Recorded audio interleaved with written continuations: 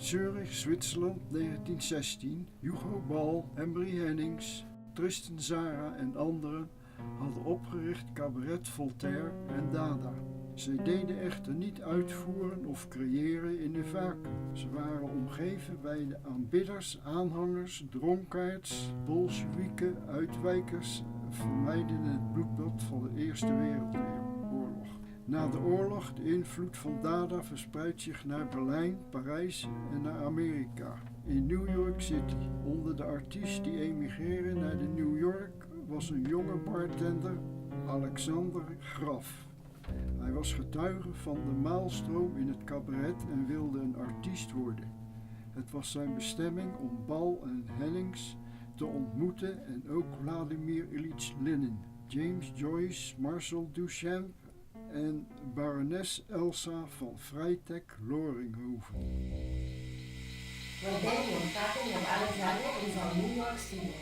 Ben je naar Arthouse in artist geweest? It's fate. I knew from a very early age that I wanted to be an artist. My father had different ideas for me. He did not see the use in me becoming an artist, so he knew Herr Ephraim, who ran a tavern very close to where we lived. So it was my father's idea that after I had finished my schooling, to get these mad notions of being an artist out of my head, that I should go work at the tavern. So at 14 years of age, I started to work. I would cook and clean and wash dishes, that sort of thing. Of course, if my father had known that the tavern was the home to poets and writers and other artists, and then would 2 years later become Cabaret Voltaire and the home to the Dada art movement, he may have rethought that decision. My education was at the tavern, where I learned to paint and to write and about expression. So, in a way, I guess my father did send me to art school. Fate, you see. From Zurich, you come on New York City? Paris first, and then New York. I was not as enthralled with Paris as I thought I might be. Disappointed. Paris was not as glamorous as you might think so soon after the war. It was disabled soldiers, and still the smell from the war. Gunpowder and flesh. And dan naar New York? Yes, I found New York much more to my liking. There was much more of an energy there. It was new. Paris was still reacting to the war, which is understandable, but it radicalized people. It radicalized them in thought and their deeds, where New York wasn't as scarred as Paris, so it was much easier to carry on, to move forward. And I was very fortunate to run into some artists very early. Of course, once they found out that I was from Zurich and had been at the Cabaret Voltaire, they assumed I was one of the lesser known Dadaists, which I did nothing to dissuade them from initially. Tell me over Zurich and the cafe. Well, I quite liked working at the tavern, and I began to meet with the writers and the artists who were frequently there. I began to understand the role that alcohol and caffeine played in the art world. But I began to refer to myself in their terms and began to think of myself in their terms. And my father used to tell me that in Zurich you were either Swiss or you were running away from something or hiding. And so in the summer of 1914, in August, there were quite a lot of expatriates around from Europe and about. And I was able to meet, I guess, some of them. James Joyce, I found him to be quite an amusing fellow. He was very polite. Ezra Pound, not so much. Even that old Bolshevik Lenin was around that day, skulking. But I was young, you see, so they didn't really take notice of me. And so I was able to study them and learn from them without them really noticing. That is, of course, until I met Hugo and Annie. Wanneer ontmoette je Hugo Ball en Annie Hennings? it was around Christmas time, 1915, where I first met them. And they arrived at the tavern. They were very poor, but strange, for sure. They were the first people to talk to me and refer to me as an artist and include me into their discussions of art, which I found very complimentary. And I had a room upstairs. I lived up above the tavern because I was there so often, and many times Hugo and Emmy would stay with me, and we would talk into the night, and Hugo would sit to the side and writing or quietly thinking, and Emmy would recite her poetry. And she was had a dark trouble behind her mind, but she was very beautiful, very. She was the first person I met that I would say, the first person I met that would be enigmatic, you could say.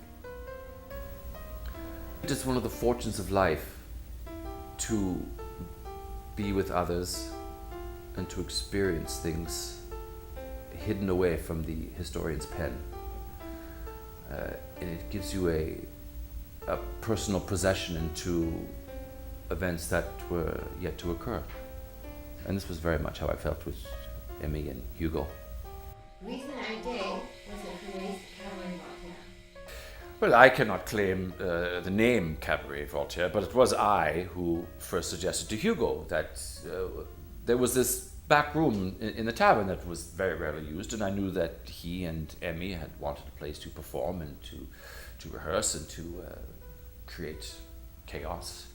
And so I suggested to him that he approach Herr Ephraim about the room. And so February 1916 opened Cabaret Voltaire. And it was just a couple of days after that Tristan Zara and Marcel Janko and Hans Opp and some others arrived on the scene. 2 weeks later, Richard Husenbeck, who Hugo knew from Berlin, came, and my perception of Dada, that it was a revolt against the old art and new art, mostly the old art, but you create something new and then it immediately becomes old and you must revolt against that or change it. It's exceedingly hard to do in practice, but you have to hold on to something for a certain period of time. But it was pandemonium. Many times the artists on stage and they're reciting their poems, or they're singing, or they're yelling, and the patrons in the audience are responding in kind.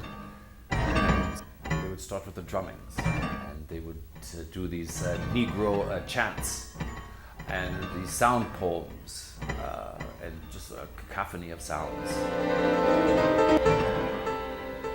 And I found myself being quite jealous, actually, of the friendship between Hugo, Emmy, and the others. I thought at the time that I would be a part of Dada, but it was not to be. Instead, I was off into the shadows. I would pour them wine and schnapps, get them scraps from the kitchen, cleaning the toilets of Dada, so to speak. Tristan and Richard and the others, they were there for a good time, without even a thought of their good fortune not to be in a trench. The arrogance of youth. The whole world locked in strife and shit, and these children would play. Hugo would say, we are like birds in a cage surrounded by lions. It's quite an opportunity. But you give it gravity, and you write manifestos, and you justify your existence. But in the end, it signifies nothing. Or maybe I'm just bitter. Tell uns over the Deutsche Graf The cabaret was like a microcosm of the war. It was chaos, surrounded by chaos, and out of this chaos walked in this German soldier, Alphonse Korb. But you must understand, he should not have been there. In Zurich, in his uniform, he should have been arrested. He seemed to be like a ghost, and he told me as much. He had survived the wars from the beginning. He saw its horror. He became that face of evil. He witnessed shrapnel tear his comrades, would stand alone, unharmed, while all around him would perish. He felt immune, but also dead. And the storm of war became like music. He told me that he heard a string quartet playing in the trench. The artillery and the noise would fade away, and this music would become more clear.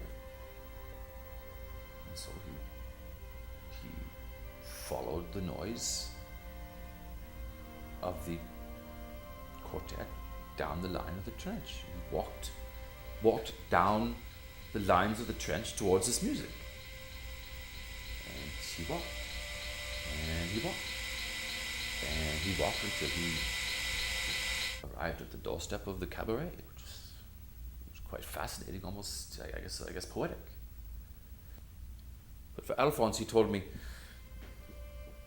he felt that it was a chance for him, for just a brief time, to be an artist. He felt it was God's apology to him to give him this brief reprieve from the war before he had to return to the battle. Hoe ging Alphonse met de Dada's om? Well, he immediately caught on with the Dadas. They were enthralled with him, especially Hugo.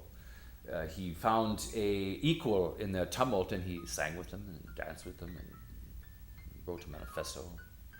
But he had an odd reality, even beyond his experiences of the war. He felt it was Alphonse's idea that there had to be reason for the war. There had to be reason for these machines of war, these human machines that daily destroyed a generation.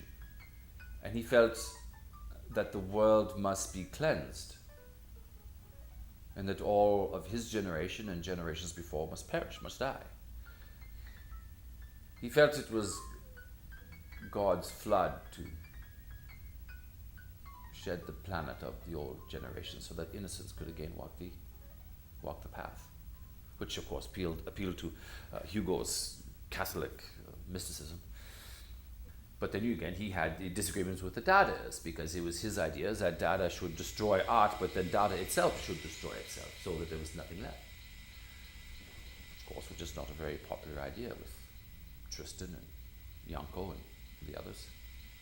Hij had het dagboek van de Eerste Wereldoorlog. Yes.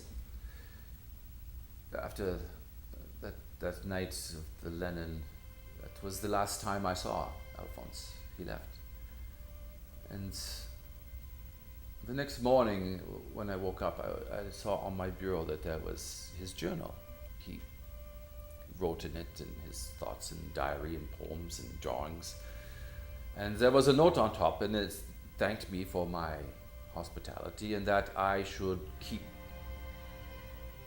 the journal. I've kept it to this day. It's in its rough shape. I found out later that he had died, which he assumed he would, in July later that year at the Somme. But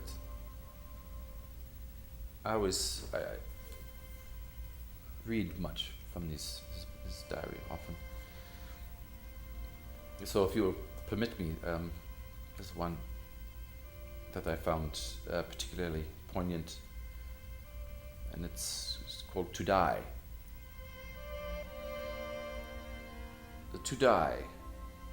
To die not for common cause. We all have our story to die. Maybe tomorrow or yesterday, but we are all dead, and with breath or not. To die. To die. Today it is he I met yesterday. Yesterday it was he I knew since birth, and tomorrow it may be me too. To die. To die with steel arms, it is my enemy. Arms fresh and steel, embrace my enemy. My enemy is me and my brother, and my enemy. To die in chaos, in mud, beneath the sun and moon, in rain and snow, heat or cold, by choice or chance. To die, for the sake of art, for the sake of time, before a metal breaks my hand, before ink turns to blood. To die.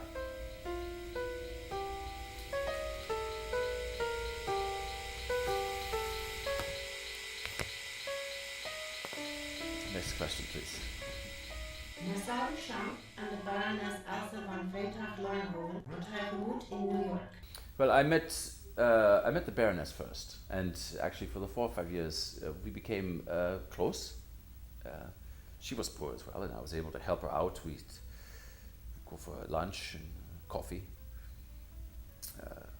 She was very aggressive sexually, the Baroness, but not with me, thankfully. She was well into her 40s when I knew her, and I was like a son, I think, that she never had. But I remember the first day I met her. I had been in New York for maybe 2 weeks, and I was sitting on just a park bench, and I noticed this interesting woman walking towards me, and she had a bird cage as a necklace with a bird inside. And she had shaved her head, and her head was this bright vermilion. And as she got closer, I noticed she had these postage stamps pasted on her cheek, and these kitchen utensils as earrings hanging from her ear. And even though it was late in the summer, she wore this ratted old fur coat, full length. She walked up to me, straight for me, and looked at me, and stopped, and looked at me and said, "You are from Zurich. You must come with me to meet Marcel." And it was later that day I met Marcel Duchamp. What is so special over the Baroness? Elsa created a vacuum that forced your eyes to look where maybe you wouldn't normally dare. Consider through the course of the day all the little things that go by without notice. Demons and angels, love and friendship. Life tends to drape us with a heavy blanket that blinds us to how we reflect to each other. Elsa was pure energy. She did not need manifestos to breathe. Her poems were like breathing, totally honest, even if you couldn't understand them. They were like sound poems, like Hugo and the rest did in Zurich, but more honest and not so clever. It's just a horrible thing to be clever, I should think. But you see, because she was so unfettered in her expression, she was innocent. And brilliant innocence is often robbed of that brilliance. Marcel and Duchamp and Man Ray, at times I was sure they would take notes of her rough and wild edges and then reinterpret it into their own expressions for their own psychophants and claim it as their own.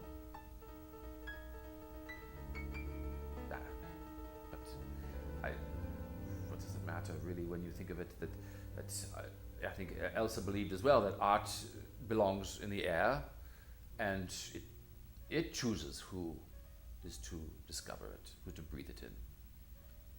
Every expression known exists already, and we do not create it. We find it, stumble across it, or steal it from a child.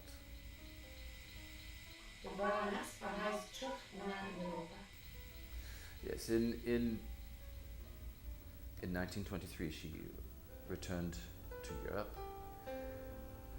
The years that I did know her were a very creative time period for Elsa, with her writing and her sculpture. She was published often in the Little Review and whatnot. But she left America because she felt it did not have beauty, she said. She was to die just a few years later when she left in Paris. And I remember our last meeting. We had lunch, and she took my hand and dug her nails into my arm. And she said, "You will never be a great artist because you are a good listener. But you have been bitten, so you are lost."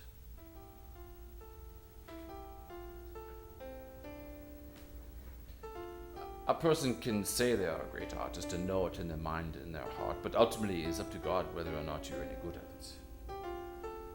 Some are fortunate to be an artist, be good at it, and have the strength and desire to persist despite every obstacle life puts in their way. But sometimes it isn't God's plans for us to stand next to them, to appreciate them, to write about them, to listen to them. Could there be a more bitter pill for a young artist to be called a good listener?